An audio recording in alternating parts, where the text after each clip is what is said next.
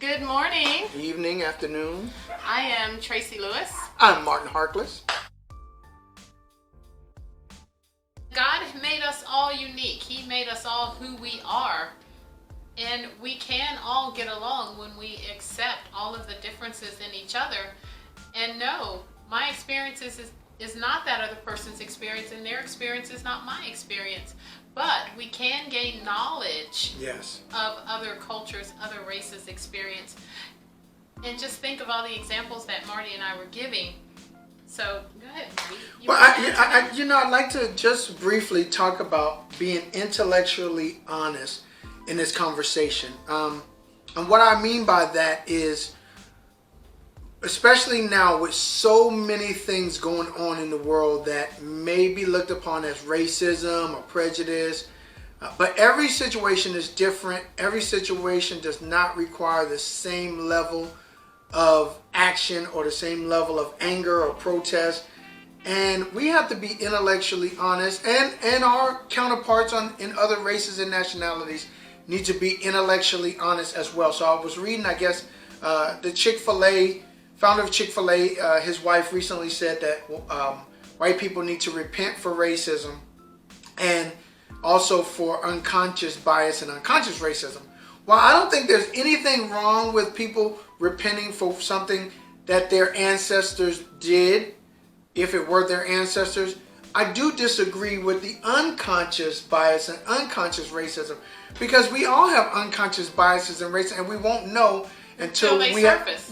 Until we have to confront them. Yes, so those are those prejudices, and once they do, then you deal with it. We deal with it, and I have one that I share in this book that was major in one of the parts earlier. I was talking about the Southern man, about the Southern race, having this prejudice instilled in me when I was 11 toward men who are white with Southern accents, right? And I never ran into any after I moved to Los Angeles. And then when I moved to Alaska, God brought a person into my life who was white, he was male, and he was from the South. And that prejudice reared its ugly head and roared up. And I resisted that person. I pushed this person away. I tried to do everything I could to keep that person out of my space. Right. And out of my face. But you were unaware of why. Yes. And so, me as a Christian, God was trying to minister to that person through me. Hello, hear me. But I had a wall up. That prejudice had built a wall around me. And so first thing God had to do was tear down that wall. Yes, and once I looked into this person's eyes one day and I saw pain, I saw this person was hurting, they were in pain, and that touched me spiritually, and I said, okay, all right. And God enabled us to become friends, and he ended up sharing with me, as I share in the book, Into the Wilderness, that his whole family had been Ku Klux Klan, and still were at that time, right. But he wasn't. He ran from it when he was 17 years old. He got on a bus after high school and took it as far away as he could to Seattle, and then he jumped on a plane and flew to Juneau, Alaska. Wow. And that's where I met him, and our paths crossed, and we became the closest of friends. Is somebody's mind being blown right now? Because mine was back then. Right. Yeah, and So we can have unconscious bias, but as long as we are unaware of them and don't act on them, there's no sin in that, even though they may be there. Until we realize, hey, I'm now acting on something I don't know why. Oh, maybe it's because I feel this way. I never realized I felt that way, but now that I know I feel that way, now I have to repent, and now I have to change my action. Maybe she meant, because I had not heard that about the owner of Chick-fil-A's wife. This is very recent, I think, maybe today. She meant for God to go over us and reveal to us if we have any of that. But we need to be honest. Like Marty said, we need to be intellectually honest, spiritually honest. Yes. When God does show us things, because we cannot be spitting curses and blessings out of the same mouth. That's what the scripture says. With the same mouth you bless people and say, praise the Lord, hallelujah, God bless you. Then we turn around and we start cursing people, wishing people were dead, and hating on people. Right. No. And you can't be blessed that way. No, you will be accountable to God for that. Yes. And one of the we will. Yes, we all, right? One of will. the things I feel is so important in that, spiritually being honest and intellectually being honest with ourselves. And I'll speak to the black people as well as to our non-black brothers and sisters. It's so important because, especially in the black community, we harbor a lot of anger, resentment, and like some of the things that are going on now, people don't actually want justice, they want revenge.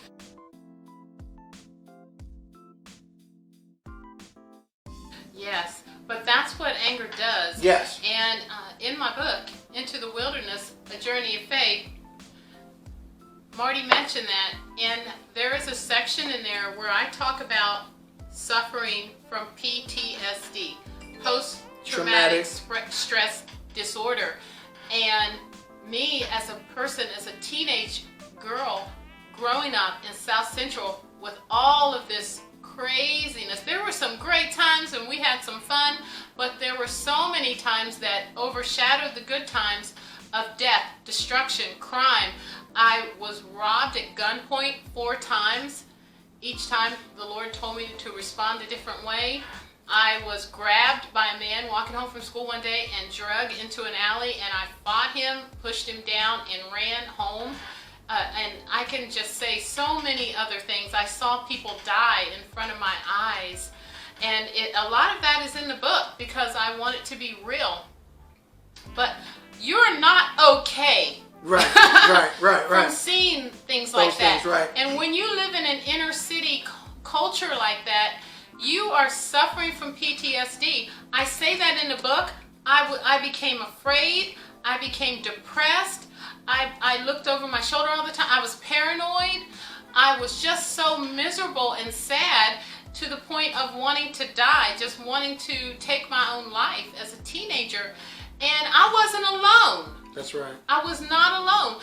God gave me the revelation as I was writing this book that everyone, I'm going to just go out and say everyone in the inner city is suffering in some way from PTSD, post-traumatic stress disorder.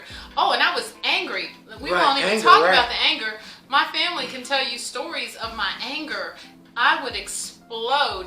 And that, to me, when I see what's happening on the news, not just now, but past and past and past, even going back to Rodney King. Yes. You know, all of that is so much that the black community, we as a black people have pressed down and pressed down and pressed down and pressed down, and we've imploded on the inside. Yes. And now everyone's exploding. Yes. We're exploding from the anger.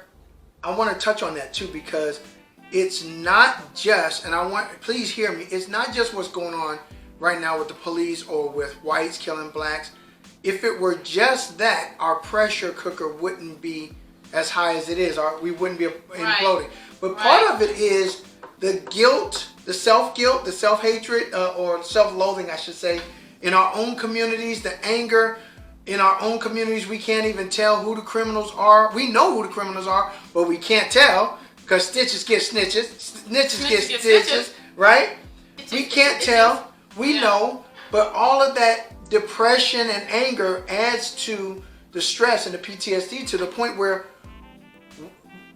this is not just about what's going on with police or with white people. This is anger, all of it. About our culture. Our race. Yes, this is all of it. Because who are the majority of the people who are out there protesting? Well, you know what I mean. Yeah. Who are angry right now.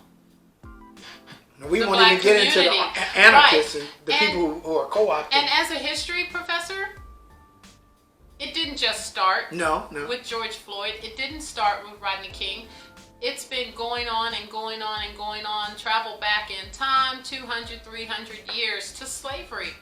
You know, where we didn't have a voice. We didn't have a choice whether our family was taken away from us and sold down the river or up the river or wherever, or when our sons and husbands and daughters, whoever, even women, were lynched, you know, and stolen from us, and we had no voice. We could not say anything about it.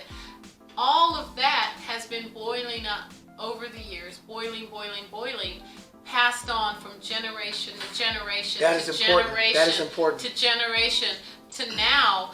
And my to goodness now, gracious. even when things are, if we really look at the climate today, even though a lot of people might say, well, it's just like it was during the 60s or during slavery, it's nowhere near the same, nowhere near the amount of people are dying, nowhere near the incidents. But because that anger and frustration has been passed on and passed on, has not been dealt with, repressed. Yes. You know, you have to understand a bit of psychology too to understand the danger of repression and suppression.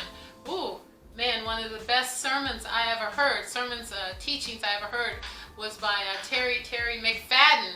Praise Terry. But she was the only woman minister that I knew in South Central who was a black woman. And she taught a message on the Press family that I have never forgotten. As a teenager, I would listen to it over and over. But she talked about it: depression, oppression, suppression, repression, and how that tears a person apart on the inside, mentally, emotionally, and spiritually. So yeah, that's what's going on there, and people are approaching it from so many different angles. Yes. And if we do this, and if we do that, and if we do this, and if we throw money at it, it starts on the inside. It's a human God condition. has to heal that. God healed me from top to bottom. He put me in an environment where I was the only black person of color, actually, and I was surrounded by people who were white, and those were the people who helped minister to me as I blew up, and I would get enraged. I would kick over desks. I would scream. I would cry and tell people, get away from me, you know, and they were so patient with me and prayed with me and just were there for me. So God had to do a work in me from top to bottom, healing me of that. So yeah, it helps when you can have someone to talk to and talk it out with. And I think we as a black culture have done okay with that. I think I would be I would have been more off the rails if I didn't have my friends in South Central to talk through things with. The gang shootings, the school shootings, yes, that never made the news. I'm just going to throw that out there. And all the stuff that went on around us when our friends died, when just so much. And we would talk about it together. That is what saved us, what kept us alive. But still, the PTSD is there because you can't unsee what you saw. I saw a lot of death and destruction. I want to ask you, because one of the things we were talking about is opening up the lines of communication. But you just brought in, there's another line of communication that people need to open up, along with talking to their counterparts who are from another race. We need to have an internal dialogue, and then we need to have a spiritual dialogue if we really want to heal. And that's everybody. That's black, white, Native American, Hispanic. We all need to have an internal dialogue and then a spiritual dialogue, and the honesty of saying, I'm not perfect, no one's perfect, but I want to be forgiven, and in order to be forgiven, I have to forgive, and I have to forgive myself for allowing these things to happen around me. But you know, there's such a godless generation these days. People who think they don't need God, people who think they don't need Jesus Christ, and we see the result of that. We're seeing that the law cannot legislate morality. Cannot. Only God can convict a person of sin. Only the Holy Spirit can convict a person of sin, not us. The law can't do it. Only the Lord can. So, yeah, you think we can get along without God, without Jesus? No, we cannot, because it's only He can do it, unless that person's conscience has been burnt as with a hot iron, as Paul the Apostle said. And think about all the time, everybody who's watching this, and you and I ourselves can attest to, like Paul said, that there are things that I do that I shouldn't do or don't want to do. The things I want to do, I don't do, and the things that I don't want to do, I can speak on anger. Sometimes I get angry about something. I go, why? I had it under control. Why did I let that thing blow up and get to that point? You know, I shouldn't have done it, but I did. And now, how do I? Well, you can't put the genie back in the box, but how do I make it right? How do I ask for forgiveness? How do I ask for forgiveness? Yes. And you do your part. When you ask somebody to forgive you, they can say, no, I'm not going to forgive you. Okay, but you did what God wanted you to do, and you're good with God. Yes. You know, I'm good with God. And we talked about earlier people who offend us through a prejudice or stereotyping us, and Right. we want to label them and then ostracize them. That's the same as not walking in forgiveness. Yes. So you can call it any other word, Yes. but when you are offended by a person and you go to somebody else and you're talking about that person, and then you all get together and you decide you're going to just push that person Cancel out, culture. cancel him out, and just turn other people against. That's You have not forgiven. That's right. unforgiveness. That's right. That's unforgiveness, and we will answer to God for For all that. of that. That's People right. say, "Well, I don't believe in God." That's yeah, all right. you will on that day when you have to answer to Him. That's okay. Because He is real, and I'm telling you, on the back of this book, Into the Wilderness, I said, for people who need answers to the question, is God real? Does God care about me? Do I have a purpose? This book is for them, because by the time you get to the end of this book, if you hear these words by the Spirit of truth, then you will know that God is real. Because I am totally into social commentary. I look at things through the lens of history. Yes. You know? And Yes. And then I filter them spiritually. Yes. Because I am first and foremost a Christian woman, a Christian black woman at that. And so this book is so much social commentary and looking at things that have affected the black race and the black culture, and how it has caused such dissension. You know, it's that's what that book is about, and that's the perspective that I come from on that. But this book is that testimony, my testimony, so many things that have happened, and there is some of that where God has used me to build a bridge between different races, different cultures, and I love it. You know, I didn't always like it when at first when He put me in those environments, but I said, okay, God, you put me here for a reason. I'll do the best I can. And yeah, I was that person that so many people who were white or even native, they felt comfortable coming to you like, hey, Tracy, what does this mean? Why? What does this mean? And I said, well, that's a myth, or that's false. That's not true. And their minds would be blown. Really? You know, like, and yes. All black people cannot play basketball, and we don't all eat fried chicken. I mean, that's just and dance and hair and all Asians are not smart. All Asians are not smart. Yeah, and so when someone says those things, correct them. Yes. With a spirit of love. Jesus said, it's all about Jesus for me. Yes. Jesus said, speak the truth in love. Yes. But speak the truth. God has said to me so many times when people have done things that were unfair, unjust, not right, God is the one who says, speak up. Speak up. Like Martin Luther King, speak up. God told Martin Luther King, it's time for it to stop. It's time to start protesting and taking back, what the enemy has taken. And that's what God will say to us when someone wrongs you or someone says something. He will give you that spirit of boldness to speak up and say, hold on. What you just said to me was rude and offensive, and that was wrong. And especially if that person calls himself a Christian, I am all over it then.